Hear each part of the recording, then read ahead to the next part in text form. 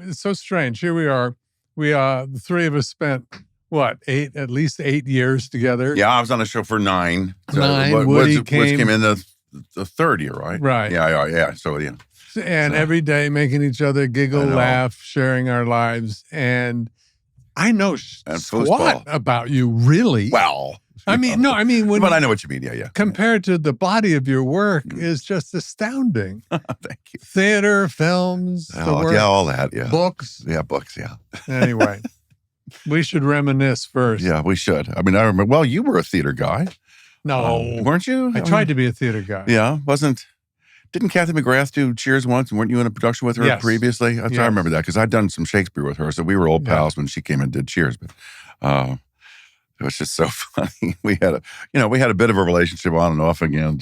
Just recently, we watched the rerun, and Kate said, how do you know her? Here we go again. Indictment for 35 years before. It just never goes away. And my go-to is to immediately get embarrassed and lie. I realized that wasn't going to do me any good. It just never does. I'm just riffing now. It's the same. It's a similar story.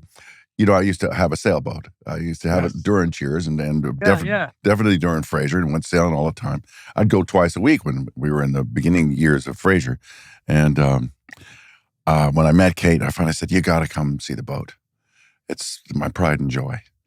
And so I took her down to the marina and stepped aboard. And I said, "Come on, babe, step on board." And I helped her up. I went and pulled the hatch open and slid it forward and went down the ladder and stepped into the cockpit or down below in the galley. And from behind me, I hear a voice that says, "Have you ever had sex on this boat?"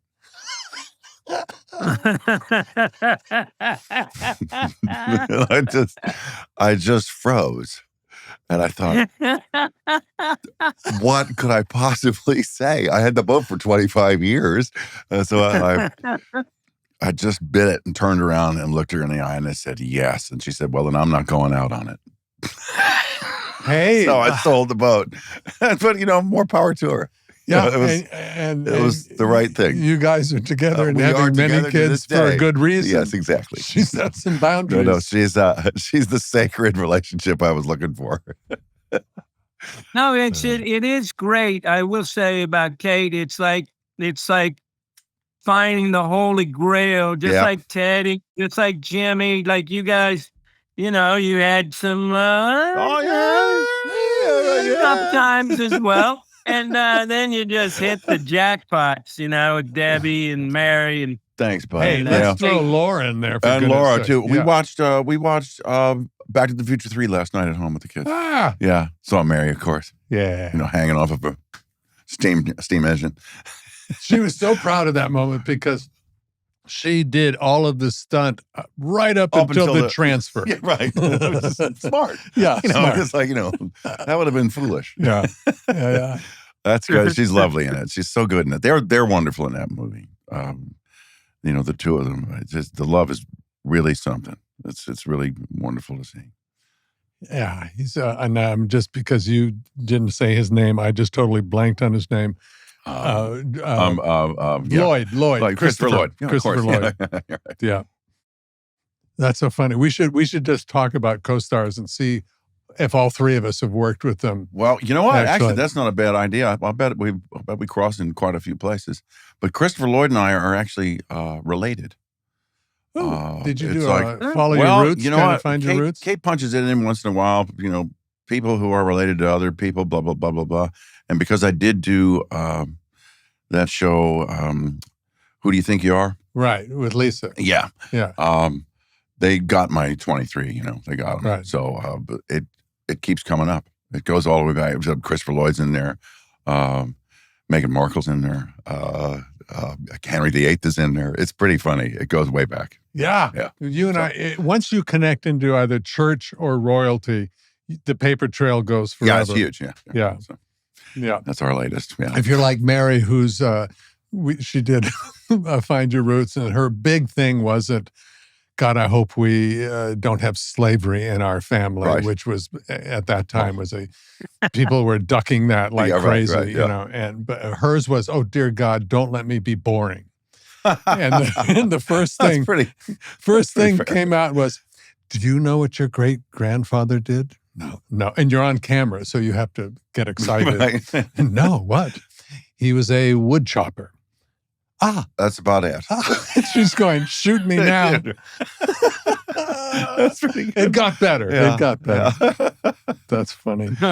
Yeah. Woody, what are you eating, buddy? You're on camera, you know, we can see you. Oh, yeah. Just bullshit. I'll stop right now. Stopping right now, Teddy. So do you enjoy paprikash over there? You enjoying the paprika? I mean, the Hungarians are really good at it. The paprika? Yeah. You know, Hungarian paprikash is you know, it's paprika. Yeah, but it's mostly on meat, Red right? pepper. Yeah, mostly on meat. Oh, that's right. He's doing the raw. Well, you should still use the spice, buddy. You know, it's local spices. Oh, no, I can't wait to get some of that. Yeah, no, straight away. Paprika, okay. All right, just for fun, because people sitting there together. I wish I was there, man. I wish you were too. Man. Hey, can I go back to, because, you know, I didn't know until I was researching that you went to this preparatory school in Fort Lauderdale, and that's where you started singing and dancing. That's right. Pinecrest, yeah. Pinecrest Preparatory School. At age what? 14. Yeah, so tell me about it. What was it? How was it? And I mean, was it like hard to get in? And well, I don't actually know. I was a smart kid when I was little, you know, when I was younger. I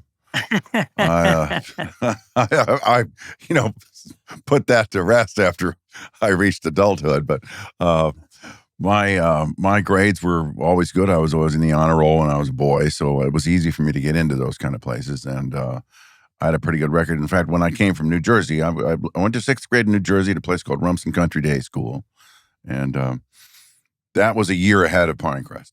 So when I got to 7th grade, I basically coasted for a year, and that may have been a mistake. But in 8th grade, a guy came to school named Richard Mitten was his name. Fabulous guy, no longer with us.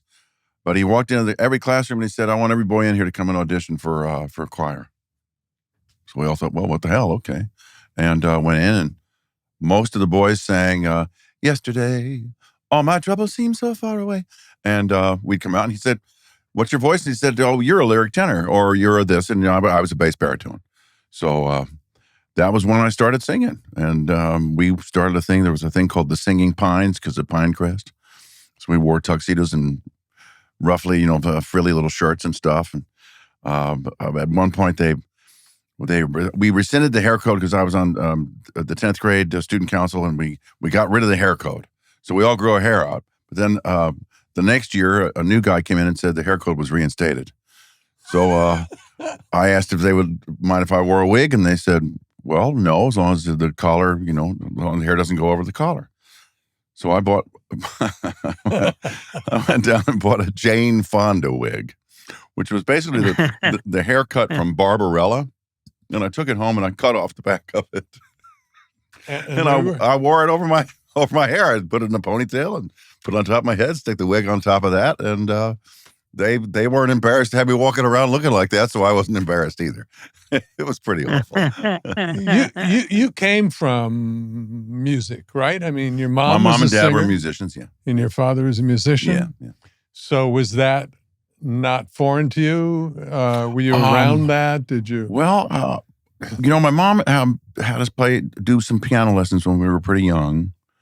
Took us to tennis lessons, swimming. We used to swim a lot. Pinecrest was a big swimming school, and I started swimming there. And I did the diving team for a while.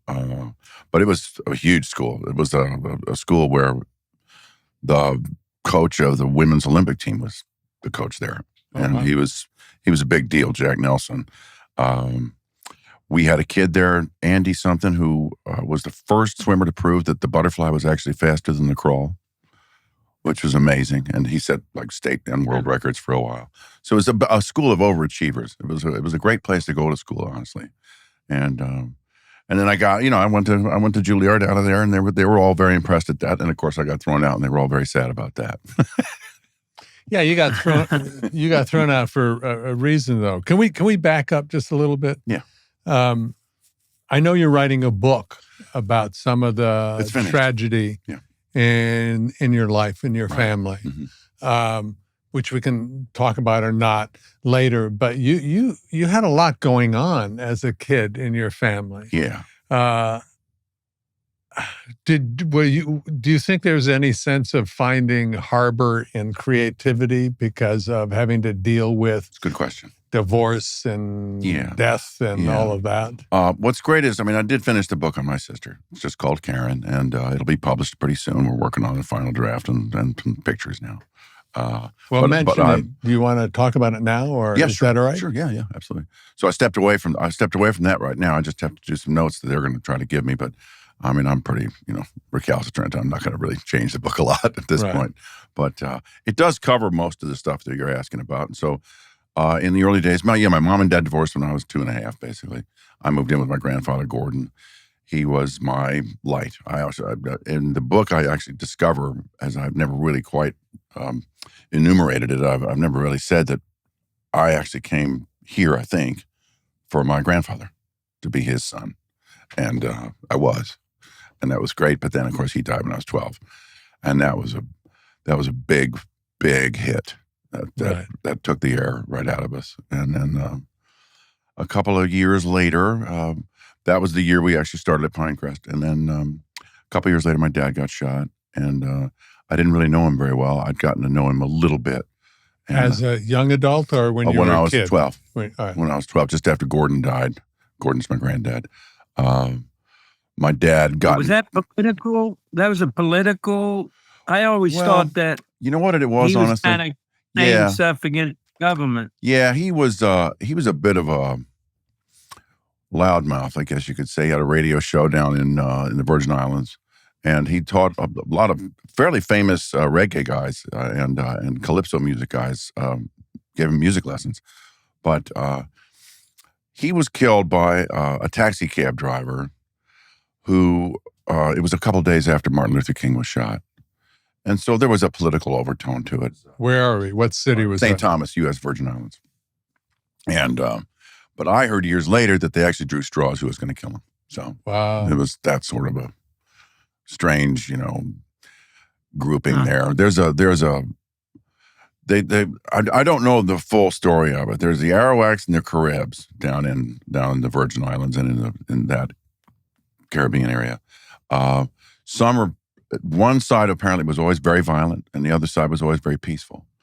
But so once in a while, every few years, there's kind of like a surge in whatever it is. Maybe it's bigger than us. Maybe it's some sort of rhythmic tide that comes into people's beings, and then they go on a bit of a rampage. And maybe he got swept up some of that.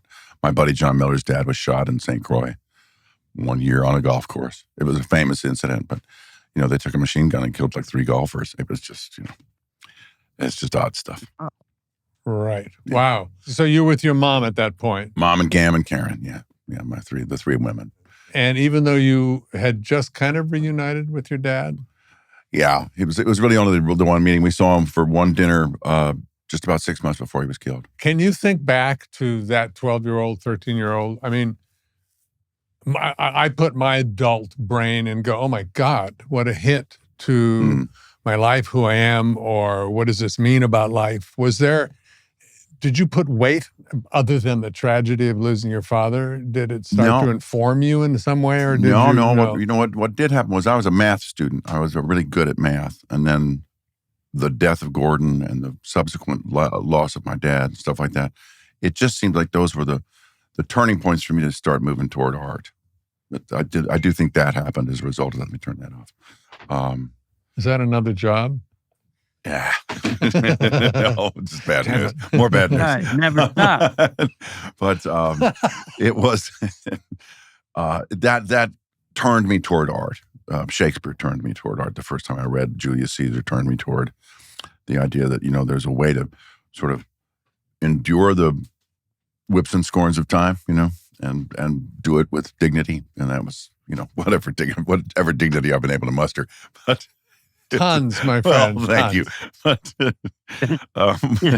Woods knows. Yeah. No, it just seems like an unnatural amount of calamity, Yeah. between Yeah, there dad, was that.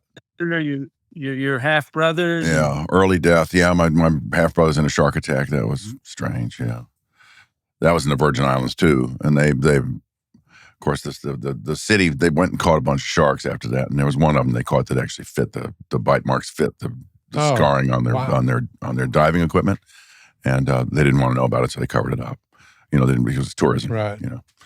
But I've got a letter about that. And were you close with them? No. I hardly knew them. I got to know them a little bit when Gordon died afterward, during that visit. And then they came up and visited once after Dad was gone. Right. And I was the oldest child, so I sort of filled in a little bit of a male presence thing for them a little bit, but not really. And your sister was alive when you're right. Karen was with us. Yeah. She died just before she turned 19. And you were how old? I was 20. So you were at Juilliard or beyond? I'd been at Juilliard, just got thrown out. No, but all right. Before we get to Karen, if that's okay. Yeah, that's fine. Let's you say that with a good laugh. So why did you get thrown out? Well, I'm still trying to figure it out. I think it was because I wasn't going to acting class. Being in acting school, that might do. Maybe that. Why? Why weren't you? Well, I didn't really like the guy that was teaching the class, because it seemed to me he was a lot more interested in the girls in the class than the boys. And I thought, well, you know what? Okay, I'm not going to cast aspersions past that. I've actually talked about this in the book some. He taught me a couple of things, quite by chance, that stayed with me, which is kind of fascinating. And I've written about that in the book. So the book about Karen is basically about me and too as well. Our time, sort of our corresponding time together, and in the same lane and in our different lanes. Right. Until, of course, she was taken. But and how I have carried her ever since. And that's really what the book is about. And I discovered a lot of things I didn't know about. Say more about carried her. Carried her with me. I mean, she's been with me in my heart ever since then. Always. All things were about Karen in a lot of ways.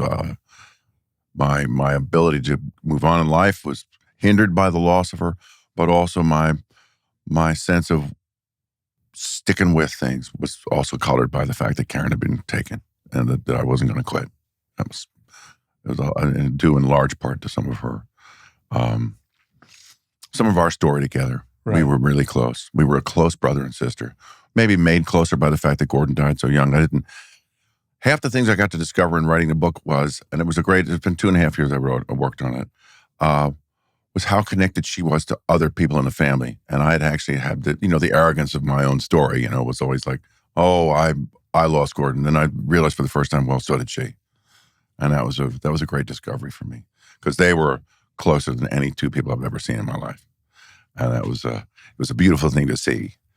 And then it was also beautiful to understand that it must have really, really broken her too. And that was a hard time for both of us. What's the name of the book? Do you have one yet? Karen. Just Karen, yeah. And it's, I don't know, months before it's ready to publish, honestly. Right. I don't know what they're waiting for. Yeah. Wow. Good for you for writing. No, man, it's like, it's really cool that you've taken this journey, because I know for myself, I tend to, anything that's, too hot an issue, I just try to avoid it at all costs. Yeah. Yeah. I admire you for... Thanks, buddy. Thanks, man. Just doing this, dude. It's amazing. Thanks, man. Thanks. It was a great experience for me. It was really wonderful. And my wife was really supportive of it. I'd walk in, and for a while I was like not available. Through some of it. And she'd say, what are you doing? I said, and she'd say, okay, you do what you got to do. Yeah. And, but I could always pull myself out. A couple hours a day was what I was doing. And then I'd be with the kids and working some. Right. Well, you amaze me, because not everybody gets hit in life with as many really earth-shattering stuff that you have. And I know you went through a period where we all knew you, where I guess it was you could say, or is it trite to say self-medicating? Yeah, I think that's probably right. I think it's just I was engineering escape is really what it was. I mean, medicating, it was more radical than medicating. Yeah. Yeah, it was radical. And listen, some of the stories are great stories. I mean, I had a wonderful time in the midst of it, which is kind of extraordinary because that sort of lust for life thing is part of what drove it as well. But then you realize, well, there's only so many of these you can keep doing without just finally just collapsing. Yeah. And I got pretty close on a couple times. That's how we grew to know and love you, was partly during that period, which when you say it wasn't all bad or whatever, it was magnificent from my vantage point. Right. I certainly used to love partying with you, dude. Oh yeah, we had some fun. I was way too chicken. But I remember. Do you remember that time we went to Idaho? Absolutely. I was just thinking about it now because I relieved myself just before I came in. And honestly, as I was sitting there, I thought to myself, I remember that time in the men's room in McCall, Idaho with Woody. And I was talking about how beautiful America is and how wonderful Americans are and how they embrace the extraordinary. We are a group of people that love exceptional behavior. Yeah. And that's who we are. I mean, and I remember talking about Olga Korbut. This little kid from Romania, wherever she was from, comes in and blows people away. Gets the first 10 in the history of the Olympics in gymnastics. And America loved her. What was her name?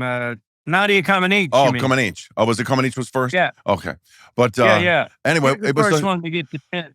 But it was just amazing, and I realized this sort of monologue that I delivered from the throne on this day with Woods. We were in some club somewhere, and it was just a magnificent memory for me. And then just the greatest time. So it was so fun. Yeah, we were actually gone, Teddy. I don't know if you remember because there was someone connected to Cheers, the maybe sound guy. The sound guy. Cheers, yeah. And he was doing a radio station, and he said, we come do an interview and blah, blah, blah. Of course, we come guns blazing. Yeah, we barreled into Idaho. We were going hard. Yeah. And they know how to go hard in Idaho, they do. I discovered. But I do remember that in the bathroom so well because I remember at the time I was so upset about America and all the. I mean, you gotta separate America, the people, from America, the government, which the government's atrocities, they never cease to amaze me. but then, when we were there, I was conflating everything, and you were like, no, America, Americans, and that speech had a huge impact on me. Yeah. You get. I still believe that about us, I really do. Me too. I follow the goodness. I've been doing this sort of, he's called an angel healer, this guy. And just recently in one of our sessions, he said, well, I asked the angels one time, I asked them, what's the ratio? And of really, really crappy people to really good people. And he said, honestly, it's about 70-30, which is, 70's good. And I thought, that sounds about right. And we both sort of laughed a little bit and said, I've spent a lot of time with the 30s.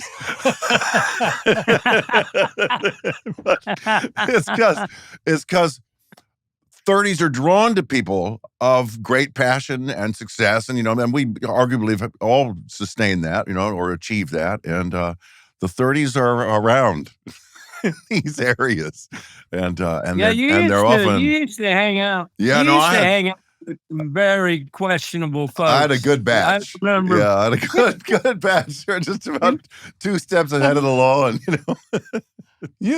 I'm listening to you, and I feel like people can see that I'm actually wearing a nun's habit because I am so safe in my world. I go, oh no. Thanks. No. I'll catch up with you later. I'll meet you in Idaho, but I won't actually get on the plane. Yeah. I always thought you should have been on the plane once in a while. No, I should have. I've heard some good things in the world, some good stuff. Yeah. And met great people too. But I always believed in the 70. I always thought the 70 were. And that's you know who we what? are. Because you are is a flood comes through. and you're having an argument about whether there's climate change or not. And then a flood comes through and everybody drops their point of view and rescues each other and has so human their bounty of love and caring and nurturing, and they pull people out of the water.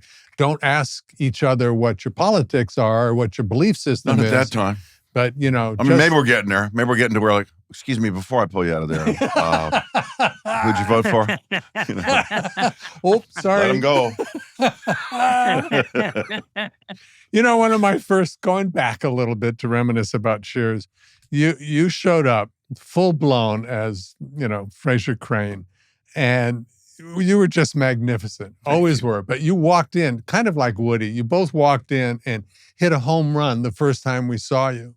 Thank you. First time the audience. But my personal memory of that time, those first, we were basketball players, or so we thought. Oh yeah. Perhaps, yeah, I know, right? Perhaps Woody was, but but we all, thought of ourselves, and we would play vicious basketball with each other right before we were supposed to run and start performing. Right. But you, on this asphalt plain basketball court, were barefoot. Yeah. You played barefoot. I grew up in Florida. With the flattest feet I've ever seen in my life. Yeah, I still have them, yeah. But I could dead flat. Dead flat. Suction on wet floors. Yeah. How did you do that? Man, I don't know. You know what? I was just saying, beachcomber days. That beachcomber thing, yeah. I mean, my feet were really tough back then. I mean, I'm talking to a guy like on Monday about getting my feet fixed finally. Here's another example of you two renegades is your motorcycles. Oh, yeah. Both of you. Yeah. Woody, who I saved his life the other day. He came in wounded from a I heard something about this. Very serious. What the hell? But you, like the last vestige. Oh, of, there it is. So did you land on your hand? Is that what happened? Did you? It just. I landed on this hand. Yeah. Yeah. Shit. Sorry, man. That's tough. It would have been much worse. No. I tell you, I ended up very, very lucky. So yeah, I got it. Yeah. But speaking of luck, you used to jump on your motorcycle, if I remember correctly, in shorts, a t-shirt, and flip-flops. Absolutely. That's no how helmet. I ran. Yeah. And roar off to work, where we were always about 15 minutes late. About 15, yeah. Yeah. But didn't you get run off the road once by somebody who was pissed off at you? Oh, God, yeah. In New York City, that happened. It happened a couple times. So around the country, I mean, across country a couple of times. There was one trucker I was drafting off of him. He didn't like me doing that, so he'd drive off into the shoulder a little bit and spray pebbles on my face. 100 miles an hour. I thought, oh, this is fun. I actually saw him pull into a truck stop. I followed him. I walked up to him at the counter where he was having breakfast. I said, "Excuse me, I understand that you have an issue about this." I said, "Honestly, I'm trying to make the next couple 100 miles in as little stress as possible. Drafting off of you was really helping me. Would you mind if maybe we arranged this so we're both happy about it?" And he said, "No, okay, I'd be glad to help you." Damn. Yeah. That's that good part about Americans. That's what's in there. But by the way, that's the good part about Americans. You as an American, like, me, I just would have walked up and shouted at the guy, or worse. And I love how you can. It's amazing how you can do that. Well, I love people. I love Americans. This is the thing. I really do love them. That's the right way. I don't think maybe Woody's is the right way. And mine certainly isn't. I would have gone up and apologized for getting in the way of his gravel, or something, One time, Woody and I were in London. We went to some club. What was it called? Was it called the Palladium? No, it's the Hippodrome. Hippodrome. Okay, so the Hippodrome. So Woods and I are kind of trying to get in, and this girl says something about I don't know what happened to sort of lit her off a little bit, but English people and Americans, we're still having trouble with that. But she looked at Woody and said, "Well, that's rude." And he said, "Oh yeah, how's this for rude?" And he grabs a handful of candies right in front of her and sort of throws them. And I said, "Oh shit!" And I saw these two huge, like, Cockney guys start moving toward Woods. And I said, "We're out of here. Let's go. We gotta get down." So they just decked them. What you didn't know is I was there, and I came in after you guys and picked up all the candy and bought them some more and apologized profusely. That was lovely. I'm so fucked.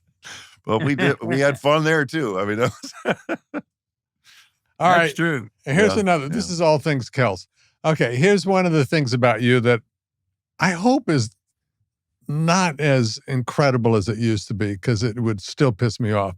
Your photographic memory of, you would walk through rehearsals at Cheers with a script in your hand because you genuinely didn't know the lines. Right. Up until then, you would go have dinner and you'd come back and we'd start performing, and it would be word, comma, perfect. Wow.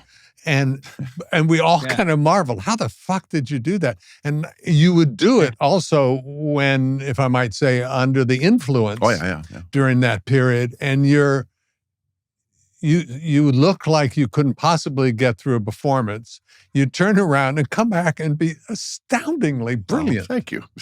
But what is that brain thing? Are you photographic memory? What is that? It's probably just a muscle that approximates photographic, but it's not. It's if I have to, I can get it in there. I still do it.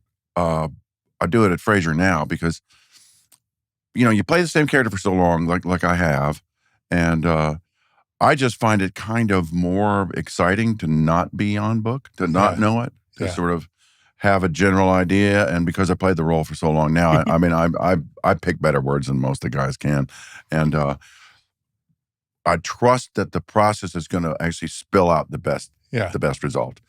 If it's a really good joke and it's written really well, I'll remember it. Yeah. If it's one that is, I can trust to approximation and then sort of wait for, the creative spirit to strike in the midst of it, I do that. So it's a kind of improvisational memorization.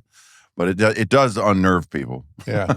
My definition of a well-written joke is one that I can totally fuck up and it's still funny. It's still funny. Well, that's actually good. That's about it. Yeah. That's a good definition. Yeah, but it was wild how, I guess it's okay we broach the subject, but like you used to be under the influence of all these things and still, and how it would kind of get you in a high state of, and then energized. To see you just nail it. Yeah, Thanks, energized. Man. Yeah, let's say energized. And then to see you nail it was like, that's what he just did was actually impossible. Like, I don't understand how he could do that, Because you didn't have this. Horrible, huh, Teddy? Woody and I had the slow, dumb joke. We were the slow, dumb, funny joke. Oh, yeah, that's true. No, Frasier had to have the, You were saying paragraphs of complicated shit and nailing it. You really were amazing. Well, buddy. I like language, that was always a strong point for me. So, I guess, honestly, I did cocaine and booze. Those are the two things I did. I never did anything else, really. I was never into marijuana or, some of the other stuff. So cocaine would jack you up, booze would slow you down. Somewhere in the middle is where I'd end up. But I always would go to bed. There were a couple of times when I stayed up, a couple of nights. And, but mostly there was some sort of a governor that was saying, you got to go to bed now. You got to go to sleep. You got to catch up. You got to at least be out. I was still working out most of the time. So I stayed fairly robust, even during a time of great sort of, self-destruction. I have to. But in fairness, when you say you had this governor inside you saying go to bed, you'd go to bed at 6:30 in the morning. Yeah, dude. Get a couple hours and go. Get a couple hours in. That's it. Boom. Yeah, it's funny. A lot of people who can get away with what you did have the constitution of an ox. Yeah. Your body. I know you had a moment where your body went, yo. You guys go calm down. No now. more. Yeah, right, yeah. But by and large, it was. How old are you now? Strong. 69. Yeah, you're a magnificent beast. Thank you, sir. Thank you. Yeah, you really are. Thanks, buddy. You too. Do you think it also had to do with because I've always credited the way you would eat, like it would take you, you'd just still be on your first, first morsel when we were done with our food. Yeah, that's true. Remember that, Teddy? I do. I always savored food. He used to eat so slow, no rush. And I just felt like that kind of helped your It probably did. institution as well. It's a very good, very observant. That's I think that may actually be something. You may be onto something there. Yeah. I've gone up and down with weight a little bit. But But I think mostly that was probably booze. Actually, I think that was probably, when my weight would balloon a little bit, it was like I was on a traveling kind of spree. I was going to New York City a lot or whatever. I was in Manhattan, a little bit of debauchery, a little bit of food, maybe a little overindulgence in that kind of stuff as well. And then I picked up some weight, and then I finally thought, no, so I weigh around 210 most of the time now. That's about where I like to be. So whatever it is, it's working. Thanks, buddy. Yeah. I wish, I make jokes, and I swore to myself that I would not be the self-deprecating guy, which is a problem I have, and I notice it on podcasts. It's like they spend hours trying to cut it out. But this isn't self-deprecating, but I wish, I feel like I got stuck a little bit with you during the Cheers years. I have a memory of getting angry at you once. Yeah, you came and told me that one day. And that was it's good. Stuck in both of our memories. Yeah. But I feel like, I don't know. I feel like I missed out on the last 30 years of Kelsey Grammer. And I feel like it's my bad, my doing. And I almost feel like apologizing to you. Oh. No, I don't feel like I apologize. Thank you. To you and me. I wish we'd that spent I some more sat time back, together. And didn't. And I really do apologize. Thanks. Yeah. That's not why I didn't come on Frasier. Oh, I understand that. I came on Frasier because it scared the shit out of me. I understand that. We may chat about that again. No, we will. I would love that. I think you'd be really safe, and I know you will, actually. But, you said something wonderful to me, though, too, that I quote to other people. When I turned 40, you came up and you said, "You know what it means, don't you? Now that you're 40, it means you're finally worth having a conversation with." I thought that was fucking brilliant. I always loved that, and I thought, and I've repeated it, and my love for you has always been as easy as the day, as easy as the sunrise. Mine to you. So yeah, whatever. What an amazing thing that time we all spent together. You can go off in different directions. You can have different lives, but that bond, that love of making something really funny and really good, and cracking each other up, and going through life and still showing up.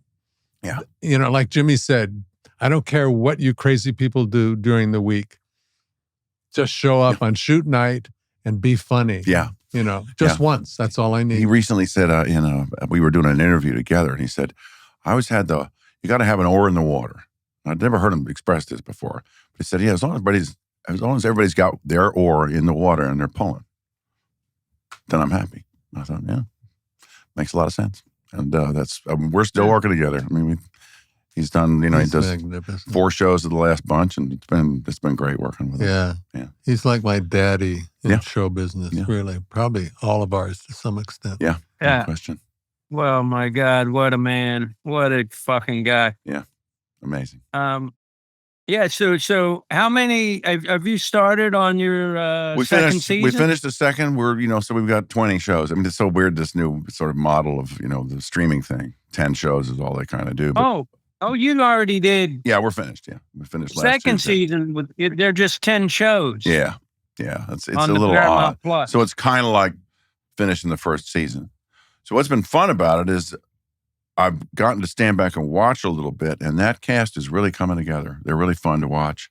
We've hit some stuff that I thought we might hit, but it happened faster than I anticipated, and the shows have been as good as anything I've ever done. What's that like? I mean, you have this template, 2 or 3 different templates for Frasier.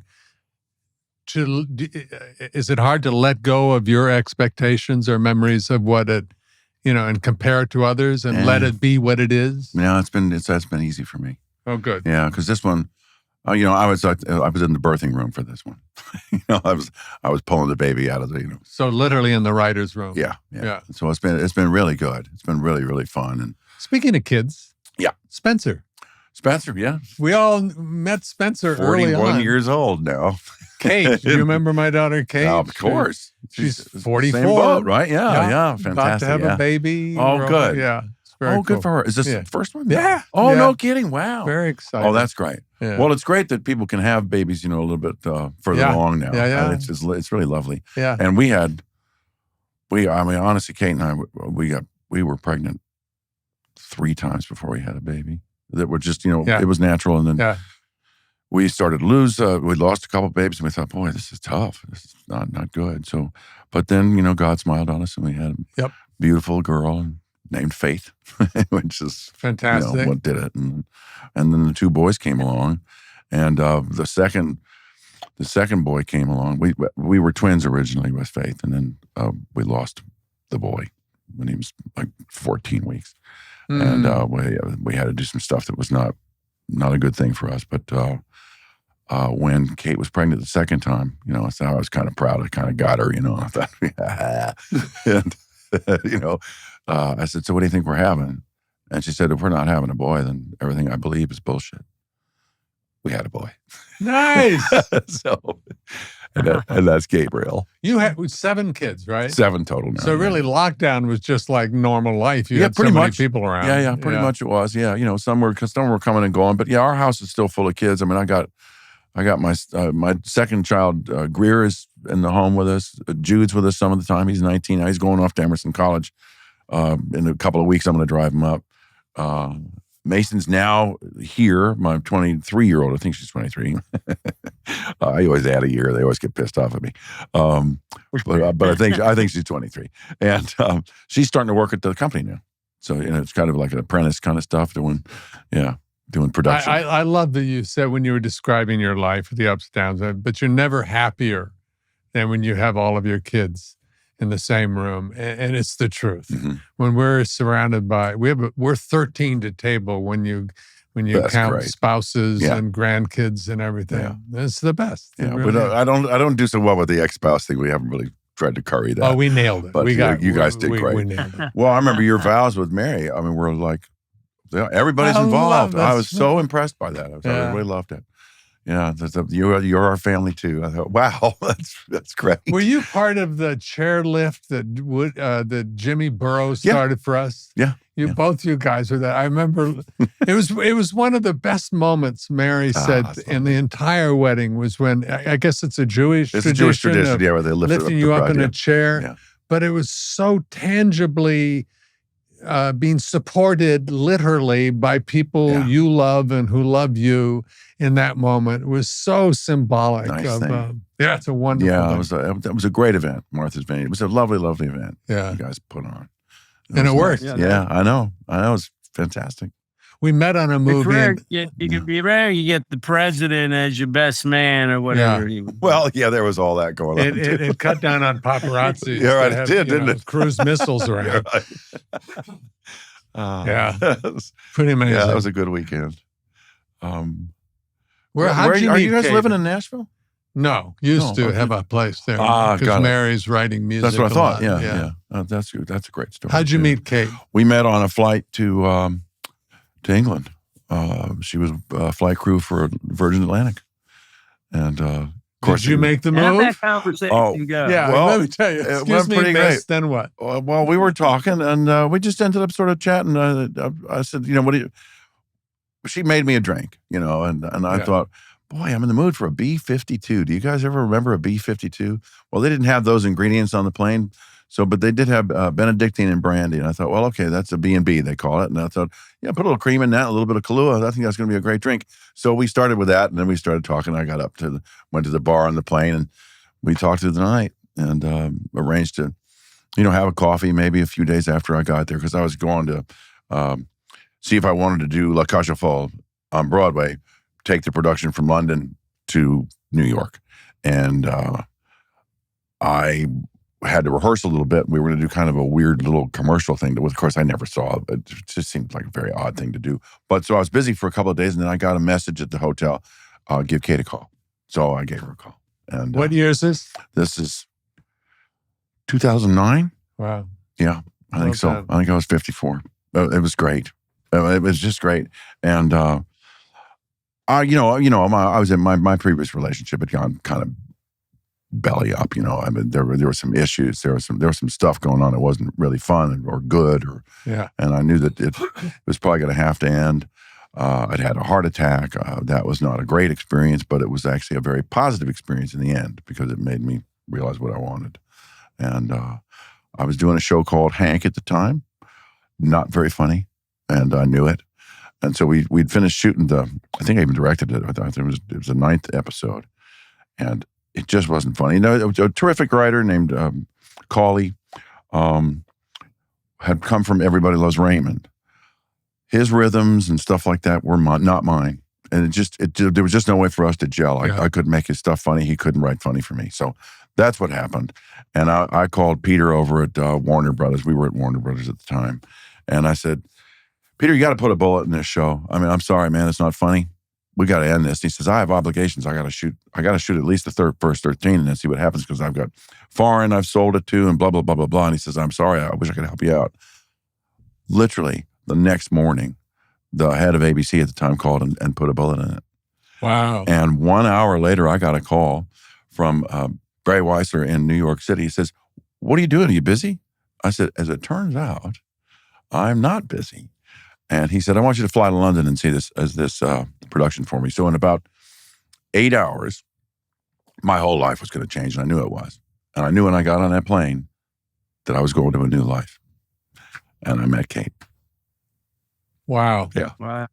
I love that. It was I pretty cool. Love stories. I yeah, love it love was pretty great.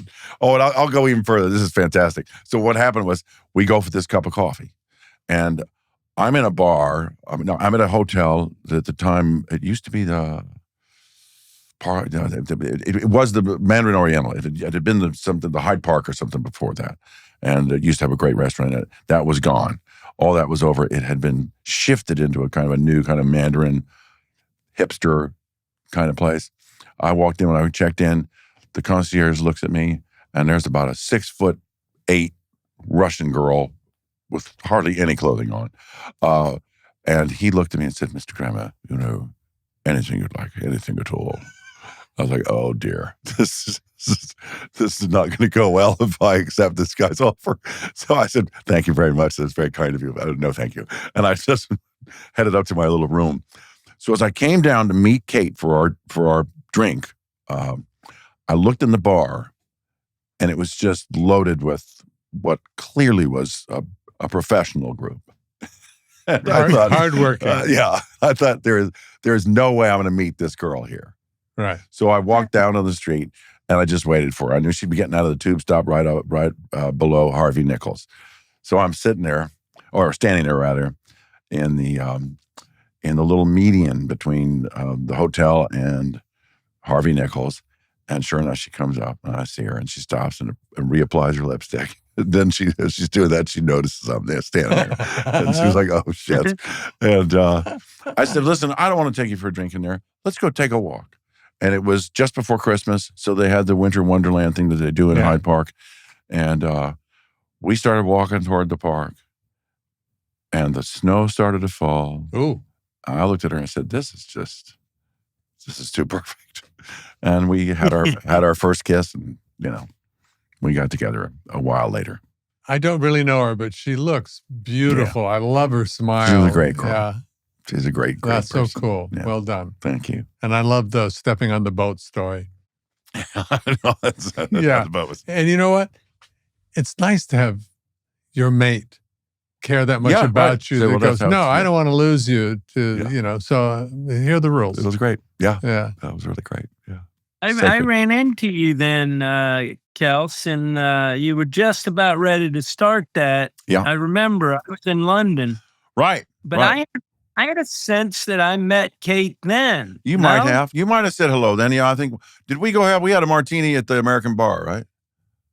Yeah. I think it was, yeah. How am I going to remember, dude? Okay.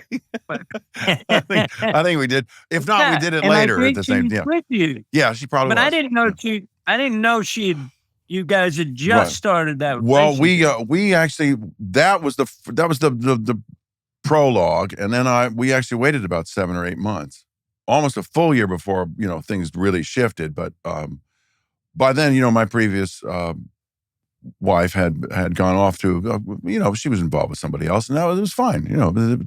That's what happened. That's okay.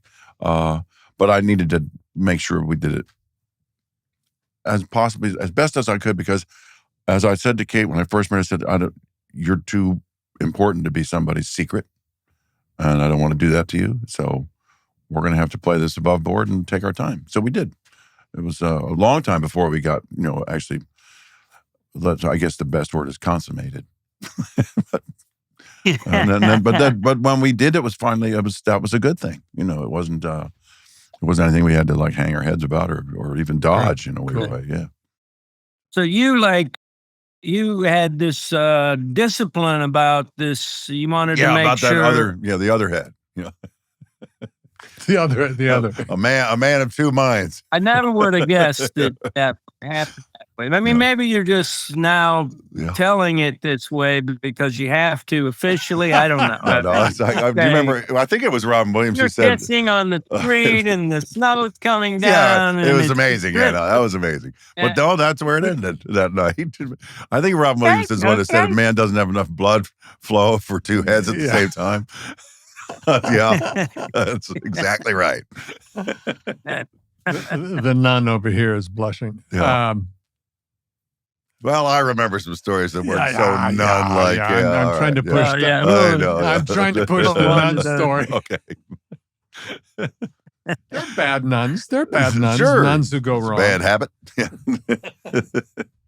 Hey, we're talking about all those things that you're not supposed to talk about. We did a little bit of politics, not much, but I notice but religion as part of what enabled you to put it all together or move on or heal yourself. Yeah, Is that anything to talk about? I had an abiding sense of faith. It was an interesting thing. It was like sort of a wrestling match.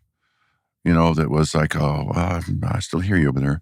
But I grew up in Christian Science, and as a little boy, yeah, Sunday school, and maintained it. And my grandmother or her aunt, my grandmother's aunt, actually kind of knew Mary Baker Eddy, who was, the progenitor of that discipline of examining, the miracles of Jesus through this lens of science and faith at the same time. Which is pretty fascinating and very metaphysical and the kind of stuff that appeals to my head anyway. And so I was brought up in that. I hung on to it. I mean, I read it every day, almost, even through the bad times. Sin, disease, and death are not real. All is infinite mind and its infinite manifestations. Stuff like that just kept me alive. It kept me connected. It was very empowering. Yeah, it really was. And so I maintained that. Now, my active faith, my relationship with Jesus, if you will,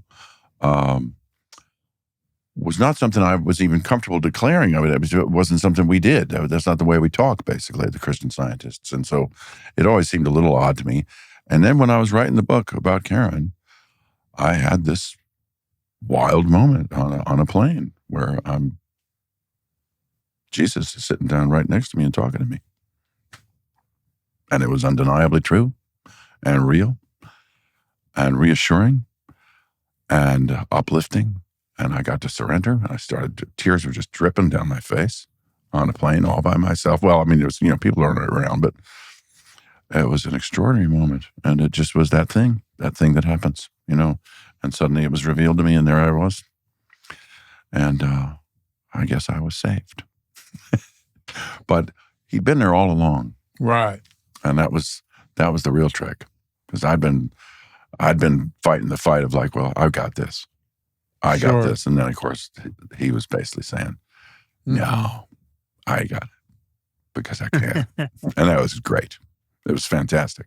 And at the same time, I did that movie, Jesus Revolution, which got a lot of response and a lot of good feedback. But I was having a kind of a meditative evening in my home one night in my living room about 3 a.m. And I thought to myself, I want to do something that's important. Something important. I don't know what it is, but I just sort of gave up and said, guide me. This is before I had the sort of the moment with Jesus on the plane. And the next morning, the Jesus Revolution script came to the door. I sat down, read it, and said, yeah, I'm doing it. And it was a big thing for me. Wow. Yeah. I have to see that. I haven't. It's good. It's a good movie. Yeah. And it's actually, what's funny is it's a time in our lives that you'd probably remember because it was 72. And I remember in Florida, there was these girls. I just came off the beach. I'm just standing there one night just watching the waves because I was surfing then. And these two magnificent women come out of off the beach and say, "Hi, have you met Jesus?" Well, I'd like to. I'm ready. Where are we going? Which one of you is she? Who's close here? Right. But what was funny was because I had that sort of ongoing relationship with Christian Science at the time, and I was always still reading it. I said to them, "Well, honestly, I think I have." But and they said, "Well, we're going to go to a service right now. We're going to, just praise the Lord, blah, blah, blah. We're born again." And I thought, well, good for you. That's great. But I said, honestly, I'm okay. I sure was tempted. Yeah. And, but that was what it was about, that whole movement, all those young people getting baptized and looking for meaning in a world where, everything had sort of taken a spiral into hallucinogenics and stuff like that. That was pretty popular then. So I don't think I use the same words, but who does as you? But I have the same exact feeling. One of my moments that was really kind of quite lovely for me was being on a small aircraft. It was a twin prop Cape Air, those little things. Yeah. And they were expanding into Indiana, and we were campaigning and we got the VIP treatment where the pilot came running out and said, "We're going to beat the storm. Come on, Ted. Come on, Mary." And so we, the VIP treatment always sucks. A little questionable. Yeah. Right, I know. Don't be making mistakes. And we got on the plane, and it was a massive storm system that was sweeping the entire north-south of the United States. And we flew smack dab into it, and you couldn't see out the airplane. It was pure white. It was thunderous from the rain. Mary cracked 2 ribs from the turbulence and the bouncing. You had to hold on as if you were riding I've never ridden one, but a bull, it was that kind of bouncy. And usually when you're with your mate, one of you will be in fear and maybe the other one isn't. Yeah. So the one who isn't can go, "It's okay. We're going to make it." It's all right. We looked at each other, and neither one of us could say, "We're going to make it." And I remember, it's not that I only pray in scary situations, but we tend to. Right. Turbulence brings out Jesus very quickly. Right. But I remember saying, putting myself in your hands, Lord. Right. And, or please watch after, and then, or whatever it was, how I phrased it in my head. And then the next thought was, you've always been in his hands, her hands, whatever you want to call it. Whatever you want to call Father, it. mother. And it relaxed me so much. It's brilliant. That it wasn't, anyway. Yeah. It's there's that thing again, there it is. Mortality is not a bad thing. Yeah. Gravity is not a bad thing. Yeah. If it weren't for gravity and mortality, we'd all be partying like crazy, and we wouldn't have a spiritual thought in our head. Exactly. But aren't we lucky? Aren't we lucky? Really? It's interesting because I grew up quite, religious and quite, I was Christian. And then... But you even trained, sorry, Woody, I don't know if Kelsey knows this, that you trained to be a priest. Is that not right? Or started it? I was thinking about becoming a minister, yeah. Well, I can not see a that. priest. We weren't Catholic. Right. But, I had given some, a couple of sermons and up to when I was in my early 20s. And... But then, just before I moved to New York, I suddenly found a new religion, hedonism, and that it was just right on time. Right. But anyway, I had a long time where I just wasn't sure. I don't know that I've ever talked with you guys about religion or Christianity, but I had a long time where I was just like, I don't know what the situation is. So I'm just gonna say I don't know. And I'm gonna back off from my whole rather religious mentality. And then ironically, I read Autobiography of a Yogi, and I was like, okay, Paramahansa Yogananda is either a fraud and a total fake, or he's exactly what he appears to be, deeply spiritual man who is telling the truth, which means there is a God. Yeah. Oh, yeah. Yeah. And so that's why I don't discount what you're saying. But to say you were sitting on a plane and then Jesus was next to you, I really need you to kind of you felt like you physically saw him sitting in the seat next.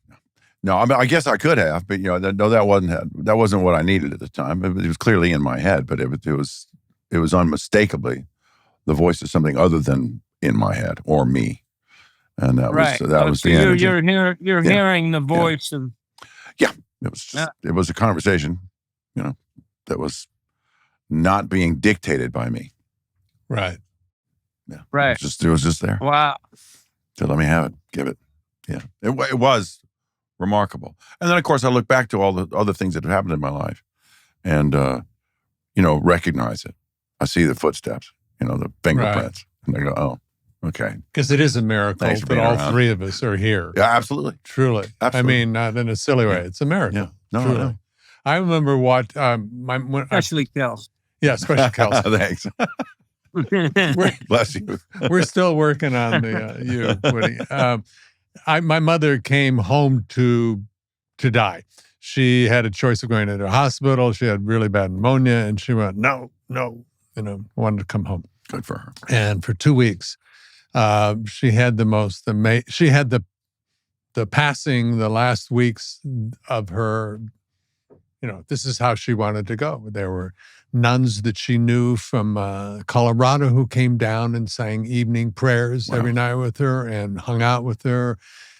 People Hopi Navajo would come say goodbye to her who knew her. It was like the perfect passing for her. And I remember I had the night shift. My sister did the days and she lived next door. And I would be there after she had really kind of could no longer be really present, but her body was still going. Mm-hmm. And I remember looking at her and realizing that moment of, I don't know. All of my readings, my teachings, my philosophy, all the things that mentors have told me, all the things that I've used to heal over the years, went flying out the window. And I went, I don't know. She may, or she may be about to, but I don't. I really, truly don't know. And it boiled down for me to kind of try to do the best you can in every moment. Because you do know what the best choice is in every moment. Yeah, you do. You really do. And if you just, slow down and listen and try to do the best thing, that's as much as I know.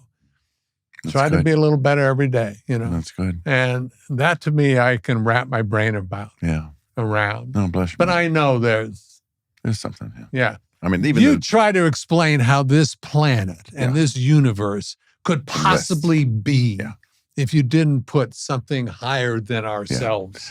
Yeah. It's really funny. I mean, of course, bless your mom. I was just thinking about your mom. It's a beautiful story, actually. But even the most advanced string theory guys that exist say, "Oh no, there's something." Of course there is. Here's why I love that we're all kind of in the business of making people laugh. Or find something witty or ironic or something in life. That we all hearing that story, and then I walk out the door and I think I'm in control of my day, and I actually know. So no. Right. But I do think we're meant to enjoy the ride, and we're supposed to have free will. We are definitely here for free will. And then so we get to make a choice. Yeah. some of us are maybe not going to choose wisely, you know. And some of us are lucky. Some of us are lucky enough to turn around to be around long enough to get to make the right choice. Yeah, that's my story. What a great life you have, Kelsey Grammer. Really. Thank you. You too. Yeah, us too. What a wonderful thing to be.